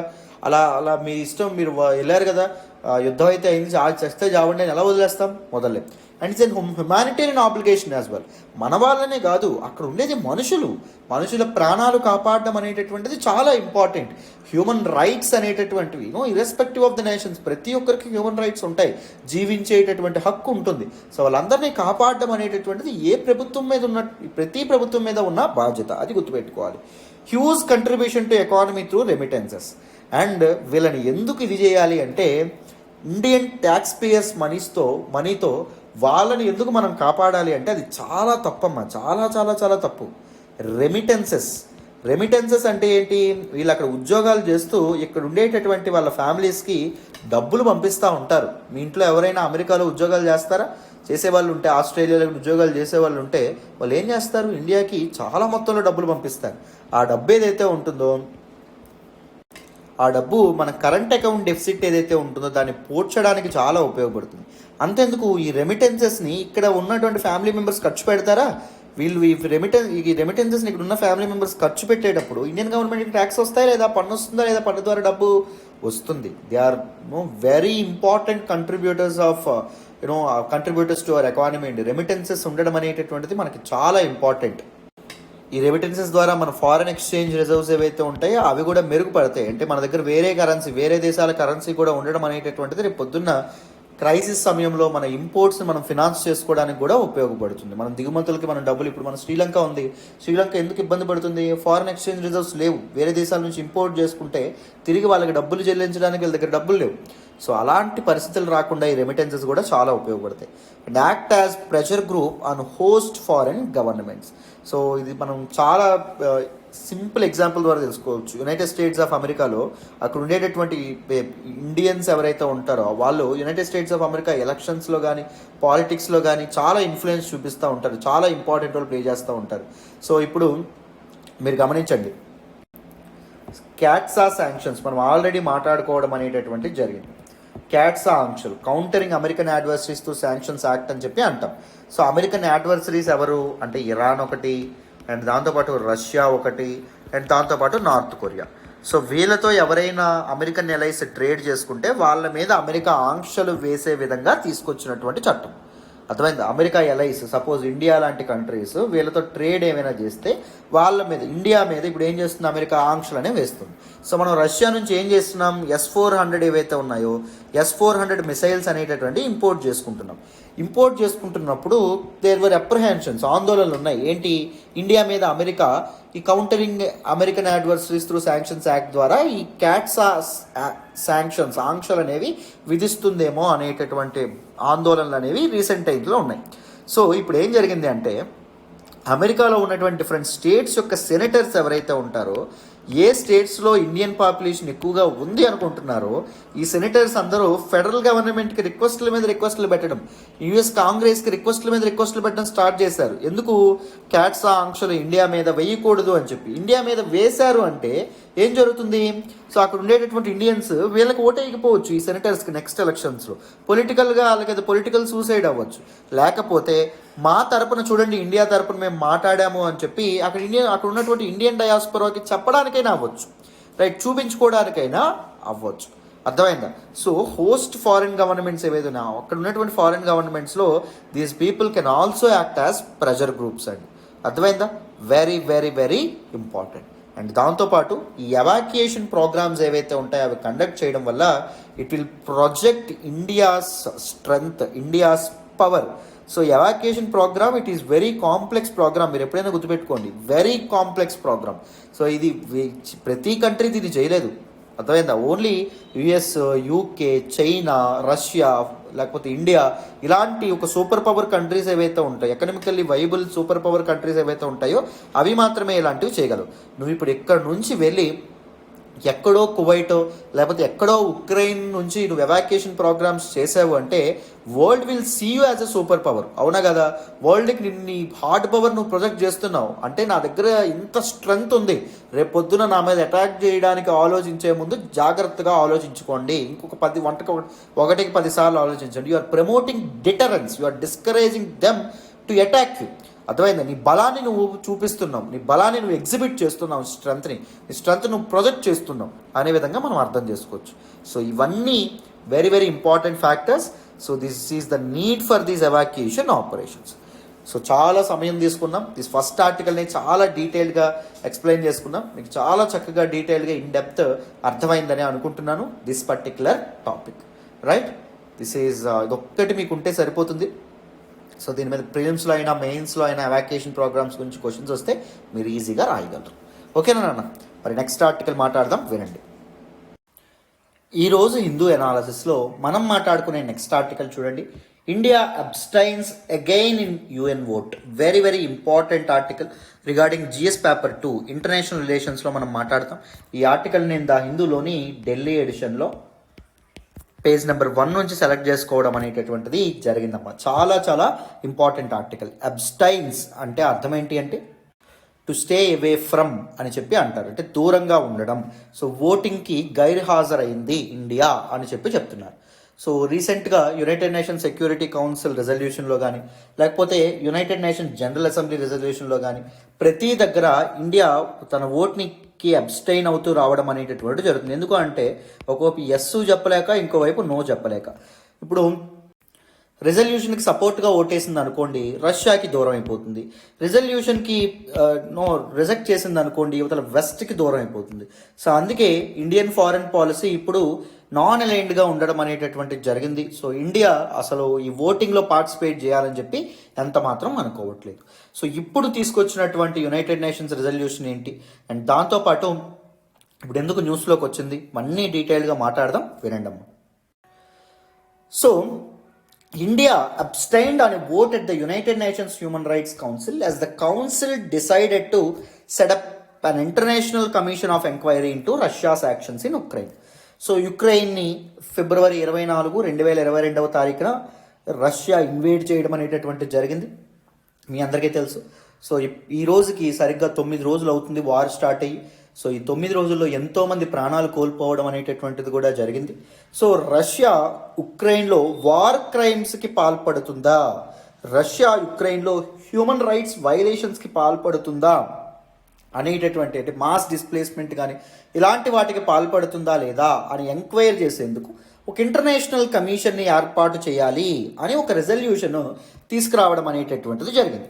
ఎక్కడ United nations human rights council ఏదైతే ఉంటుందో దాని ముందు. It is a body that safe guards human rights అమ్మ. అర్థమైందా? మానవ హక్కులు ఏవైతే ఉంటాయో మానవ హక్కులు కాపాడడానికి. ఇంతకీ మానవ హక్కులు అంటే ఏంటండి? అంటే irrespective of your nationality, irrespective of your caste, irrespective of your religion, irrespective of your gender, ఇవేమీ లేకుండా మనిషిగా పుట్టినందుకు నీకు సంక్రమించేటటువంటి హక్కులని హ్యూమన్ రైట్స్ అని చెప్పి అంటాం. సో హ్యూమన్ రైట్స్లో జీవించేటటువంటి హక్కు కూడా ఒకటి.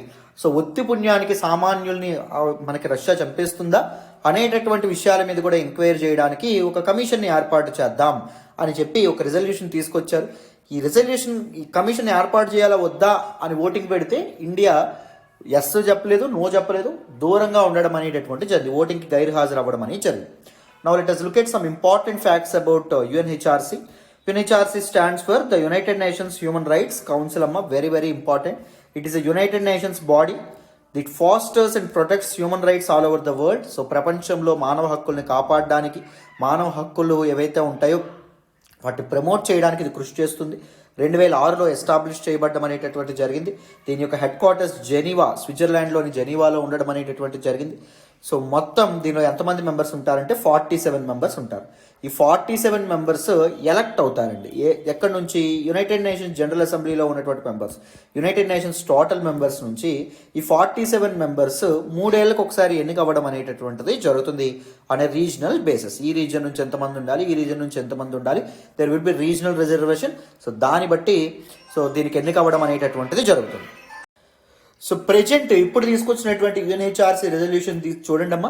ఇది యుఎన్హెచ్ఆర్సీ అడాప్ట్ చేసుకోబోతుంది to strongly condemn aggression by Russia. Russia యొక్క అగ్రెషన్, యుక్రెయిన్లో రష్యా పాల్పడుతున్నటువంటి అరాచకానికి వ్యతిరేకంగా.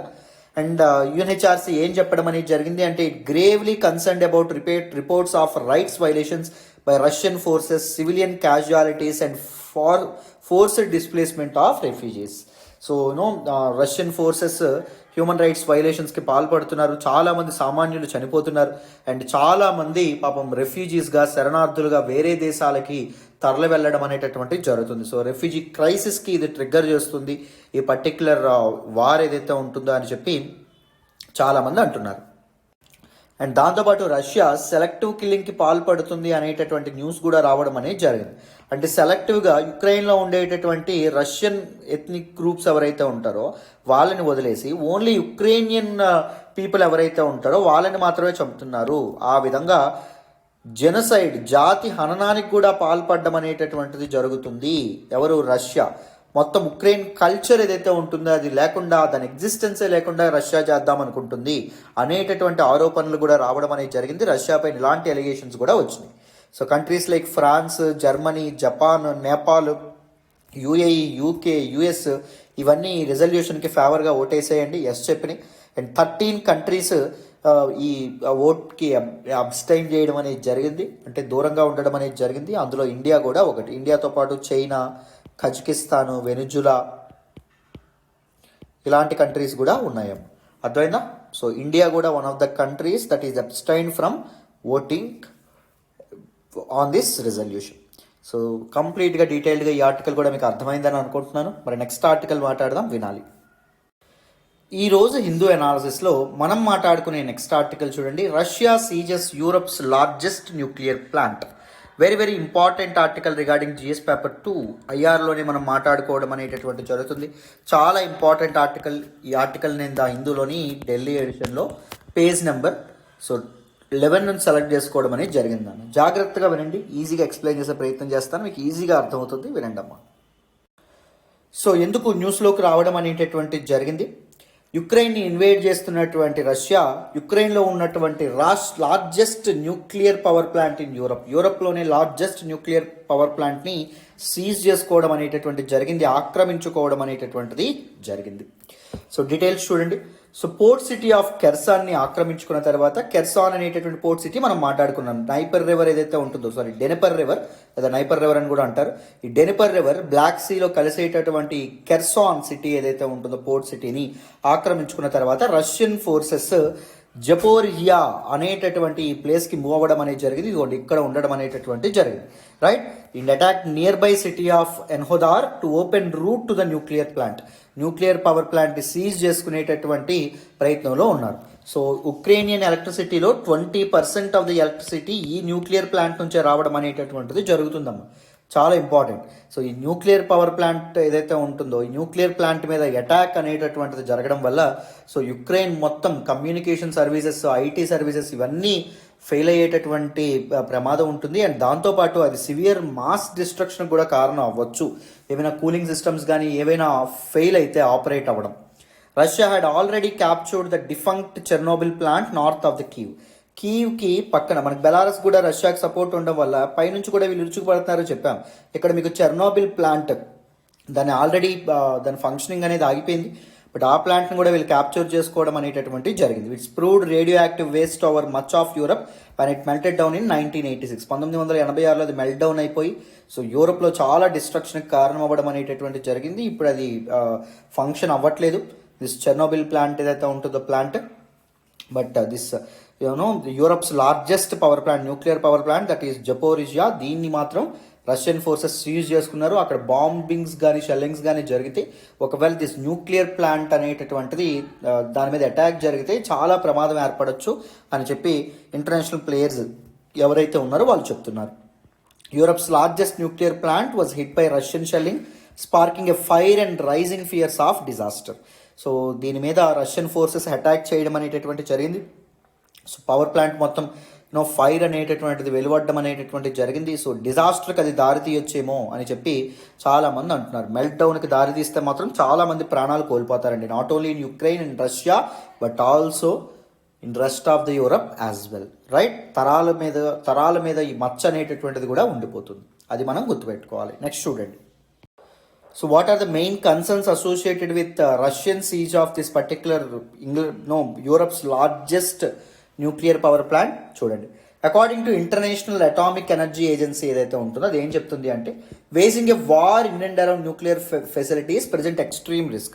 సో న్యూక్లియర్ ఫెసిలిటీస్కి చుట్టుపక్కల వార్ అనేది వేస్ట్ చేస్తే, యుద్ధాలు జరిగితే చాలా రిస్క్స్, చాలా కన్సర్న్స్ అనేవి రావచ్చు. ఈ fighting interrupts the power supply to the nuclear plant కావాల్సినటువంటి పవర్ సప్లైని ఒకవేళ ఫైటింగ్ ఇంటరప్ట్ చేస్తే ద కూలింగ్ సిస్టమ్స్ ఏవైతే ఉంటాయో ఫెయిల్ అవ్వడం అనేటటువంటి జరుగుతుంది. సో కూలింగ్ సిస్టమ్స్ అనేటటువంటి ఫెయిల్ అయితే అదొక డిజాస్టర్కి దారి తీయడం అనేటటువంటిది జరుగుతుంది. ఎగ్జాంపుల్ జపాన్స్ ఫుకుషిమా ప్లాంట్ మనం చూసుకోవచ్చు.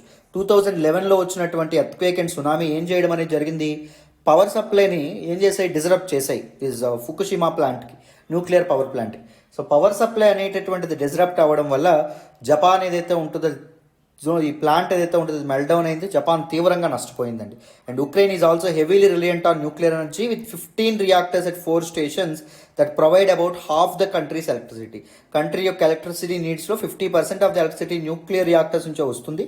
సో అందులో ఈ 50%లో 20% కేవలం దేని నుంచి రావడం అనేటటువంటి జరుగుతుంది, this particular largest nuclear power plant in Europe, that is Zaporizhzhia nuclear power plant. Very very important అన్న. Now let us look at some facts about International Atomic Energy Agency. దీని వైడ్లీ ప్రపంచంలో ఫేమస్గా ఏమంటారు అంటే Atoms for Peace and Development Organisation అని చెప్పి అండమనేటటువంటి జరుగుతుంది. సో యునైటెడ్ నేషన్స్ ఫ్యామిలీలోనే one of the very important body and it is international centre for cooperation in the nuclear ఫీల్డ్లో కోఆపరేషన్, న్యూక్లియర్ రీసెర్చ్ కానీ న్యూక్లియర్ ఎనర్జీ సెక్టార్లో డెవలప్మెంట్ రెస్పాన్సిబుల్గా జరగాలనేటటువంటి ఉద్దేశంతో దీన్ని ఏర్పాటు చేయడం అనేది జరిగింది. అంటే న్యూక్లియర్ ఎనర్జీని ఉపయోగించుకొని పొద్దున్న బాంబ్స్ కానీ, న్యూక్లియర్ మిసైల్స్, న్యూక్లియర్ ఆర్సెనల్ ఇవన్నీ తయారవ్వకూడదు అనే విధంగా సో దానికోసం కృషి చేయడానికి ఇది క్రియేట్ చేయడం అనేది జరిగింది 1957లో. 1957లో సో మనకి ఏం జరిగింది, దెర్ వర్ మెనీ అప్రహెన్షన్స్. చాలా కంట్రీస్ న్యూక్లియర్ ఆర్సనల్, న్యూక్లియర్ టెక్నాలజీని డెవలప్ చేస్తున్నట్టు చాలా ఆందోళనలు అనేవి రావడంతో ఆ సమయంలో దీన్ని ఏర్పాటు చేశారు. దీని హెడ్ క్వార్టర్స్ ఆస్ట్రియాలోని వియనాలో ఉండడం అనేటటువంటిది జరుగుతుంది.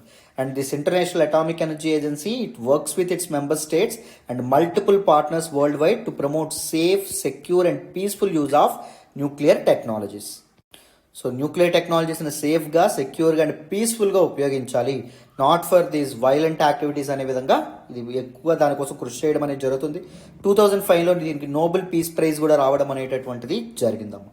Very very very important facts. మీకు డీటెయిల్డ్గా ఈ ఆర్టికల్ కూడా చక్కగా అర్థమైందనే అనుకుంటున్నాను. మరి నెక్స్ట్ ఆర్టికల్ మాట్లాడదాం, వినాలి నాన్న. ఈరోజు హిందూ అనాలిసిస్లో మనం మాట్లాడుకునే నెక్స్ట్ ఆర్టికల్ చూడండి. New ginberry species discovered in Tamil Nadu. Very very important article regarding GS paper 3 అండి. Species in news, environment and ecology and బయోడైవర్సిటీలో మనం మాట్లాడుకుంటాం. ఈ ఆర్టికల్ నేను ద హిందూలోని ఢిల్లీ ఎడిషన్లో పేజ్ నెంబర్ 5 నుంచి సెలెక్ట్ చేసుకోవడం అనేది జరిగింది. Very very important article. డీటెయిల్డ్గా దీని గురించి మాట్లాడదాం, జాగ్రత్తగా వినండి. సో జిన్ బెర్రీ స్పీసీస్ అంటే మీకు ఆల్కహాలిక్ డ్రింక్ జిన్ తెలుసు అని అనుకుంటున్నాను. సో ఆల్కహాలిక్ డ్రింక్స్లో మీకు విస్కీ, స్కాచ్ ఇలా చాలా ఉంటాయి. దానిలో జిన్ అనేటటువంటిది మీరు పేరు విన్నారని అనుకుంటున్నాను. ఈ జిన్ ఏదైతే ఉంటుందో, ఈ జిన్కి ఆ అరోమా ఏదైతే ఉంటుందో, ఆ స్మెల్ ఏదైతే ఉంటుందో దాన్ని యాడ్ చేయడానికి ఈ బెర్రీస్ అనేటటువంటివి వాడతారు. సో ఈ జిన్ బెర్రీస్ అనేటటువంటివి చాలా టైప్స్ ఉంటాయి, డిఫరెంట్ స్పీసీస్ ఉంటాయి. ఈ different species of gin berries వాడతారు ఫర్ డిఫరెంట్ ఫ్లేవర్స్. సో ఒక కొత్త జిన్బెర్రీ స్పీసీస్ తమిళనాడులోని కన్యాకుమారి వైల్డ్ లైఫ్ శాంక్చురీలో డిస్కవర్ చేయడం అనేటటువంటి జరిగిందంట. ఇది మనకు న్యూస్లోకి వచ్చింది, చక్కగా ఎక్స్ప్లెయిన్ చేద్దాం, వినండి. So a team of scientist from the botanical survey of India they have discovered a new ginberry species from the Kanyakumari wild life sanctuary in Tamil Nadu. తమిళనాడులోని కన్యాకుమారి వైల్డ్ లైఫ్ శాంక్చురీ నుంచి వీళ్ళు కొత్త జిన్బెర్రీ స్పీసీస్ ఏవైతే ఉన్నాయో వాటిని కనుక్కోవడం అనేటటువంటిది జరిగిందమ్మ. సో స్పీసీస్ యొక్క సైంటిఫిక్ నేమ్ చూడండి, Glycosmis albicarpa and they are endemic to southern Western Ghats అండి. పశ్చిమ కనుమల యొక్క దక్షిణ భాగంలో ఎక్కువగా ఇవి ఉండడం అనేటటువంటి జరుగుతుంది. The species belongs to the orange family Rutaceae. Orange family రుటెక్స్లో ఎక్కువగా ఇవి దీస్ స్పీసీస్ ఈ ఫ్యామిలీకి చెందినటువంటివి. And berries of the Glycosmis species have the unique characteristic of gin aroma. So వీటికి జిన్ అరోమా ఏదైతే ఉంటుందో, జిన్లో వాడేటటువంటి ఆ స్మెల్ ఏదైతే ఉంటుందో, జిన్కి వచ్చేటటువంటి స్మెల్ ఇవే క్రియేట్ చేయడం అనేటటువంటిది జరుగుతుంది, right? Very important. The species is an ever green small tree and దాంతోపాటు it is characterised by its white fruits white small fruits అనేటటువంటివి ఉంటాయి. అండ్ దాంతోపాటు it is an ever green small tree అంటే ఎప్పుడు ఆకులు అనేటటువంటివి పచ్చ రంగులోనే ఉండడం అనేది జరుగుతుంది. చాలా చాలా ఇంపార్టెంట్. నెక్స్ట్ చూడండి, కన్యాకుమారి వైల్డ్ లైఫ్ శాంక్చురీ అండి. సో దీని గురించి కొన్ని ఇంపార్టెంట్ ఫ్యాక్ట్స్ అనేవి తెలుసుకుందాం, వినండి. It is a tiger habitat located in Tamil Nadu. తమిళనాడులో ఉన్నటువంటి ఒక tiger habitat. It is a protective zone and 7 reverse అనేటటువంటివి ఇక్కడ నుంచి ఆరిజినేట్ అవ్వడం అనేటటువంటి జరుగుతుంది, ఇంక్లూడింగ్ దిస్ తమరై భరణి అండ్ దాంతోపాటు పన్రూతి రివర్స్ ఏవైతే ఉంటాయో అవి కూడా ఇక్కడే ఆరిజినేట్ అవ్వడం అనేటటువంటి జరుగుతుంది. Not only tigers some threatened species కూడా ఇది హోమ్. ఒకటి Indian bison, elephant, Indian rock python, lion tailed macaque and దాంతోపాటు mouse deer, Nilgiri tahr and దాంతోపాటు సాంబార్ డియర్ ఇవన్నీ కూడా ఇక్కడ కన్యాకుమారి వైల్డ్ లైఫ్ శాంక్చురీలో ఉండడం అనేటటువంటిది, అక్కడ కనిపించడం అనేటటువంటిది జరుగుతుంది. Very very very important. So డీటెయిల్గా ఇన్ డెప్త్ ఇది కూడా మీకు అర్థమైందని అనుకుంటున్నాను. మరి నెక్స్ట్ ఆర్టికల్ మాట్లాడదాం, చక్కగా వినండి, మీకు ఈజీగా ఎక్స్ప్లెయిన్ చేస్తాను. ఈరోజు హిందూ అనాలిసిస్లో మనం మాట్లాడుకునే నెక్స్ట్ ఆర్టికల్ చూడండి. February services PMI signals muted growth. Very very important article regarding GS paper 3 ఎకానమీకి సంబంధించినటువంటి ఆర్టికల్ అమ్మ. చాలా ఇంపార్టెంట్ ఆర్టికల్. ఈ ఆర్టికల్ నేను ద హిందూలోని ఢిల్లీ ఎడిషన్లో పేజ్ నెంబర్ 12 నుంచి సెలెక్ట్ చేసుకోవడం అనేటటువంటిది జరిగింది. చాలా ఇంపార్టెంట్ ఆర్టికల్. పిఎంఐ అంటే పర్చేసింగ్ మేనేజర్స్ ఇండెక్స్ అని చెప్పి అర్థం. సో నిన్న కాక మొన్నే మనం పిఎంఐ మ్యానుఫ్యాక్చరింగ్ పిఎంఐ గురించి మాట్లాడాం, ఇప్పుడు సర్వీసెస్ పిఎంఐ గురించి మాట్లాడుతున్నాం. సో డీటెయిల్డ్గా ఎక్స్ప్లెయిన్ చేస్తాను బ్యాక్గ్రౌండ్ నుంచి, దీని క్యాలిక్యులేషన్ అంతా జాగ్రత్తగా వినండి. సో మొదట న్యూస్లోకి ఏం రావడం అనేటటువంటి జరిగింది. Services sector activity in India picked up marginally చాలా తక్కువగానే ఇంప్రూవ్ అవ్వడం అనేది జరిగిందంటే ఫిబ్రవరిలో, on the back of better demand and the retreat of the pandemic. ఎందుకంటే డిమాండ్ అనేటటువంటిది బెటర్గా ఉండడం వల్ల అండ్ దాంతోపాటు పాండమిక్ ఏదైతే ఉంటుందో అది తగ్గడం వల్ల, డిమాండ్ రివైవ్ అవ్వడం వల్ల, పాండమిక్ తగ్గడం వల్ల సర్వీస్ సెక్టార్ ఏదైతే ఉంటుందో అది కొద్దిగా ఇంప్రూవ్ అవ్వడం అనేది జరిగింది. And the సీజనలీ adjusted IHS market India services business activity index సాయ మోడరేట్ రేస్ టు 51.8. సో జనవరిలో 51.5 ఉంటే జస్ట్ 0.3 పాయింట్స్ పెరగడం అనేది జరిగింది. 51.8 ఫిబ్రవరిలో చూపించడం అనేటటువంటిది జరిగింది. సో 50 పైన ఉంటే ఏంటి, ఎక్స్పాన్షన్ కదా. సో పిఎంఐ 50 పైన ఉంటే it simply signals expansion in business activity. Sir what is this purchasing managers sector sir, what is this purchasing managers index sir, and what is this expansion sir అంటే కంగారు పడుతూ డీటెయిల్డ్గా ఇప్పుడు background కూడా చెప్తాను, అప్పుడు మీరు బెటర్గా అర్థం చేసుకుంటారు. వినండి నాన్న. చూడండి, పర్చేజింగ్ మేనేజర్స్ ఇండెక్స్ అంటే సూచి అమ్మ. దేన్ని సూచిస్తుందంట, బిజినెస్ యాక్టివిటీని సూచిస్తుంది, బిజినెస్ యాక్టివిటీని ఇండికేట్ చేస్తుంది. సో పర్చేజింగ్ మేనేజర్స్ ఇండెక్స్ అనేటటువంటిది మామూలుగా ఏ నెంబర్ నుంచి ఏ నెంబర్ ఉంటుందంటే 0 to 100 మధ్యలో ఉంటుంది. ఒకవేళ పిఎంఐ అనేటటువంటిది అబౌవ్ 50 చూపించింది అనుకోండి, ఎక్స్పాన్షన్. సో ఇక్కడ మనకి అబౌవ్ 50 చూపిస్తుంది కదా, సో ఎక్స్పాన్షన్. బిలో 50 చూపించింది అనుకోండి, కాంట్రాక్షన్, బిజినెస్ యాక్టివిటీ అనేది కాంట్రాక్ట్ అవ్వబోతుందని. పిఎంఐ ఎగ్జాక్ట్గా 50 చూపించింది అనుకోండి, నో చేంజ్, అసలు చేంజ్ అనేటటువంటిది లేదు అని చెప్పి అర్థం. So usually it is released at the start of every month, ప్రతి నెల యొక్క మొదట్లోనే ఇది ఇవ్వడం అనేటటువంటిది జరుగుతుందమ్మా, రైట్. సో ఇది రిలీజ్ చేయడం అనేటటువంటిది జరుగుతుంది. It provides great information about current and future business conditions to companies decision makers. So ఇది ఒకవేళ ఎక్స్పాండ్ అవుతుందని చూపించింది అనుకోండి, కంపెనీ యొక్క డెసిషన్ మేకర్స్ ఏం చేస్తారు, ప్రొడక్షన్ అనేది పెంచుతారు. సో బిజినెస్ యాక్టివిటీ ఆప్టిమిస్టిక్గా ఉంది అని చెప్పి పాలసీ మేకర్స్, రీసెర్చర్స్ వీళ్ళందరికీ కూడా ఈ ఇన్ఫర్మేషన్ అనేటటువంటిది ఉపయోగపడుతుంది. ఎందుకంటే బెటర్ స్ట్రాటజీస్ కానీ బెటర్ పాలసీస్తో ముందుకు రావడానికి.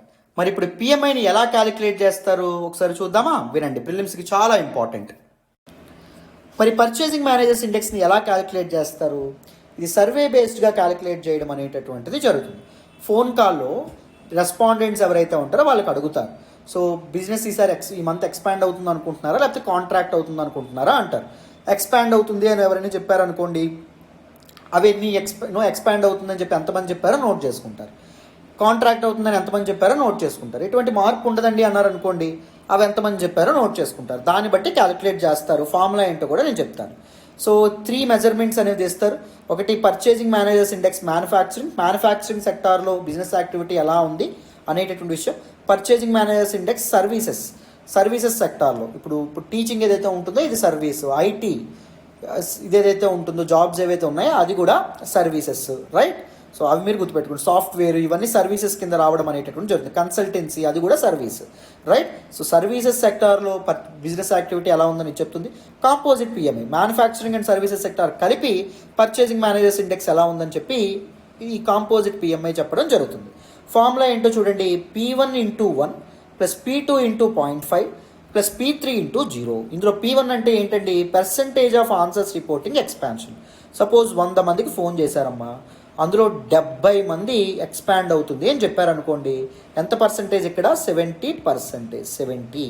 సో 100 మందిలో కాంట్రాక్ట్ అవుతుంది అని చెప్పి 20 మంది చెప్పారనుకోండి, ఎంత పర్సంటేజ్ అంటే P2 అంటే చూడండి percentage of answers reporting contraction అంటే 20 × 0.5 అంటే ఎంత, సగం, 10. నెక్స్ట్ P3 అంటే ఎంత, ఆన్సర్స్ రిపోర్టింగ్ నో చేంజ్. 10 మంది నో చేంజ్ అని చెప్పారనుకోండి, 10 × 0. Very very important. 70 + 10 మొత్తం ఎంత, 80. 80 అబౌవ్ 50 కాబట్టి దేని ఇండికేట్ చేస్తుంది, ఎక్స్పాన్షన్ ఇండికేట్ చేయడం అనేది జరుగుతుంది. Very very important. క్లారిటీ వచ్చిందని అనుకుంటున్నాను. ఇలా క్యాలిక్యులేట్ చేస్తారు. 3 important producers of PMI. Purchasing managers ఇండెక్స్ని ఎవరండి సర్వే ద్వారా కనుక్కుంటారు, ఎవరు సార్ రిలీజ్ చేస్తారు అంటే, ఒకటి institute for supply management ISM USA based very important consultancy, business consultancy వీళ్ళు చేస్తారు.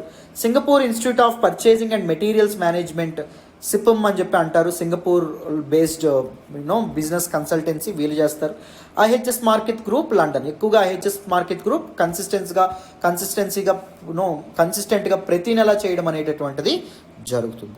అర్థమైందా. సో ఇప్పుడు కూడా IHS మార్కెట్ వాళ్ళే ఈ నెల ఇవ్వడం అనేటటువంటిది జరిగింది. ఏమి ఇచ్చారండి అంటే పిఎంఐ ఇవ్వడం అనేటటువంటిది జరిగింది. పిఎంఐ ఇప్పుడు ఎంత ఉంది, 54.9 ఉండడం అనేటటువంటిది జరిగింది. అర్థమైందా? సో బిజినెస్ అనేటటువంటిది ఎక్స్పాండ్ అవ్వబోతుంది అని చెప్తున్నారు. అంటే బిజినెస్ ఆప్టిమిస్టిక్ ఫీలింగ్ ఉంది బిజినెస్ ఎన్విరాన్మెంట్లో. అందరూ సో సేల్స్ పెరగబోతున్నాయి అని చెప్పి అనుకుంటున్నారు. ఓకేనా? రైట్. సో ఇదమ్మా, this is all about this particular article. డీటెయిల్డ్గా ఇన్ డెప్త్ ఈ ఆర్టికల్ కూడా మీకు అర్థమైందని అనుకుంటున్నాను.